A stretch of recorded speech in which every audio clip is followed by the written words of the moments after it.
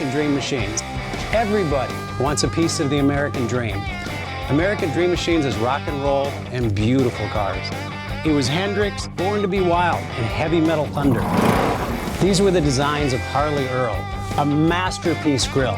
These are the cars that people dreamed about in the 50s, and they still dream about them today. True works of art on four wheels. Welcome to Car Heaven. The quality of our cars every year gets better and better, and this 4,000 square foot studio tells no lies. American Dream Machines was inspired by the fire-breathing big block designs of Duntop and Bill Mitchell. These were the baddest cars in 1967.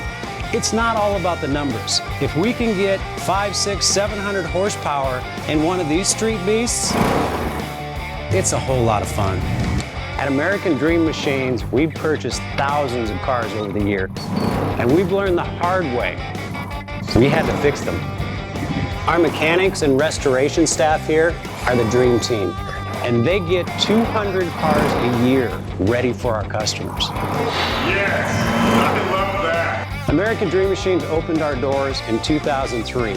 We've sold thousands of cars all over the country and all over the world. We have beautiful cars here, and you should own one. So you want to drive the Buick in the back?